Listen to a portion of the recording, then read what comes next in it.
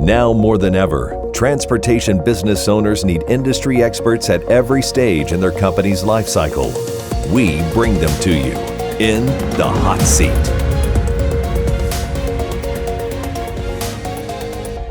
Welcome to In the Hot Seat with the Tenney Group. We've got a special client edition today.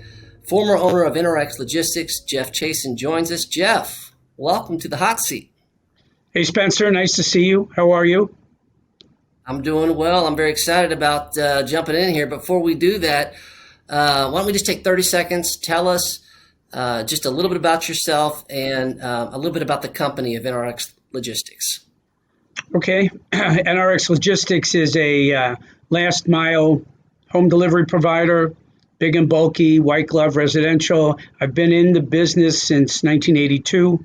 I moved to Boston after college with a degree in math, but found that I liked being a truck driver more than I liked being an engineer.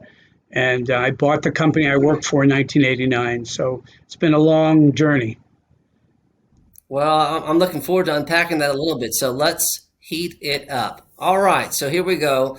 First question out of the box. What were the factors that led to you deciding that it was time to make a change and exit the transportation industry? I had, back in the day, if you wanted to sell your company, let's say to a company like Merchants, they would say, why would I buy you? I'll just tell everyone you're going out of business and steal your customers. And that's been my attitude for a long time. But then we have the NHDA, and I began to sit in on some of these meetings where it became clear that a company like NRX had value. And rather than just thinking I'd work till I dropped, I started to investigate the possibility of selling. I like that. So you obviously you hired the Tenney Group at some point. What did you weigh as part of choosing third-party representation? What were some of the things that were important to you as you made that decision? When I decided to even consider the fact that the company had value and I'd like to sell it, I had a number of suitors. Big companies came in, talked to me, and I always felt like they were picking my pocket. They got a lot of information from me. I left not knowing what to do. And after about 6 months of that, I realized that I may know a lot of things, but I don't know anything about this. And I thought I've got to find someone to help me through this process. Well, that's pretty straightforward there. So once we started the process, you picked a doozy of a year to sell your company in 2020. I know. So what were some of the things, I mean, it was definitely unique, but what were some of the challenges along the way of selling the business? Well, when COVID hit, because we signed with you in November of 2019, and your team was out beating the bushes, but suddenly in March, the stores closed, right? We do residential work. And I was really worried that we were going to go out of business. So we were looking at deals that would happen fast, where we got some protection right away, but I wasn't that worried about the upside. I just wanted to protect the downside because we've spent so much and I've worked so hard, I didn't want to go bankrupt. But very shortly thereafter, we got some government funding and realized we were in good shape. And as it turned out, the company we've been speaking to was not. And that shift really changed the way I thought about us. It gave us a little more time. I think it added value to us. And as we shifted over, let's say, a 6-month period, not only did the sort of companies we were talking to differ, but I also went through a process where I changed what I was looking for. And we found it in the end, and that was great. So that brings up an interesting thing, Geoff, which we talk about a lot with all of our clients. We had a moment where the environment changed, and as a result of that, your goals evolved a little bit. Tell us about your goals. What did you want to accomplish from the sale, and how did those goals evolve as the process got deeper and deeper, as we just got further into the process? Well, the first question was, what was the value of the company? And that is a process in and of itself. What I think is the value, what the buyer thinks is a value. And it's not a rock solid thing. It's sort of a fungible question. So knowing that changes what you do. If the sale price wasn't high enough, because I had some debt, so that gets paid off in after tax dollars. So if the sale price wasn't high enough, I would have had to find some way to increase the value of the company and probably put things on hold for a while. But it was, and then of course you learn that the sale price is different. The value is different for different companies. You need to find someone for whom you have value. And then the structure of the deal, I ended up learning that what was most interesting to me was to get a certain amount of money up front and then an earnout, and then maybe a third bite at the apple by partnering with a company, maybe with some private equity, so that I can participate in the buyer's company and make money that way as well.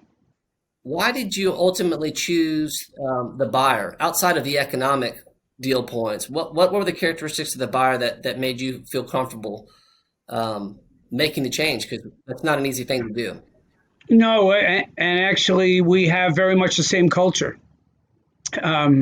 It's sort of a Cardinal, which is whom we sold to. They're great guys. They're informal. So there's not that rigid structure. There's a lot of communication. They're a lot of fun. They have the no jerk rule, which is the same rule we've had. Don't hire someone if it's a jerk, if they're a jerk, because, think about it. Whoever you hire or whoever you partner with, you're going to spend a lot of time with them. You better enjoy them enough to be around them. And I was very taken with the Cardinal team during the romance period, if you will. But I could say now it's been over a month since the sale, and they're as fun and genuine now to work with as they were when we were talking. What was, and from your vantage point, the most valuable thing that Tenney Group brought to the table in the sale process? Well, there's a couple of things. One is, of course, the initial valuation of the company.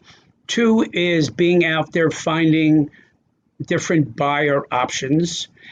And the third is the process is brutal, right? The due diligence process is brutal. And since we sold primarily to a private equity group, it was, it was 6-on-1. Every meeting was me versus 6 attorneys. And what the Tenney Group brought was some backup, some expertise. And then December 12th, I tested positive for COVID. So for the last month of the deal, I was sick as a dog. So I was really counting on the Tenney team to bring it across the finish line. I mean, that's when it gets really crazy, because anyone that's negotiated anything, a lease or anything, knows that at the end is when it gets really hairy, and you better know what you want. And you also better have all your ducks in a row. And your team was fantastic, and they really came through in the end. Well, I sat in my bedroom coughing my head off. That's not how we like the last moments of the process to go. But the other thing is just a compliment to your team. What I mean in terms of the importance of having your leadership team help them carry some of that weight. They were phenomenal as well. It does take a team to get these things done. So moving forward, what does life look like for the Chasins? Of course, you're working with Cardinal, but what are some things that you're excited about, and what is your life going to look like in the coming months and years? Well, I think I'll probably stay with the company for the next 2 or 3 years. They've made me a very generous offer, and there's many reasons I want to see it work. One is I want the teams to meld properly. I want my team, who I've spent so much time working with, to be happy with the transition. 2, I want to make sure that Cardinal really succeeds in the future. And so I'll be involved for a while, but I will be, I have vacation. I haven't taken a vacation in I don't know how long. So I have real vacations now. I can't wait. My wife can't wait to travel.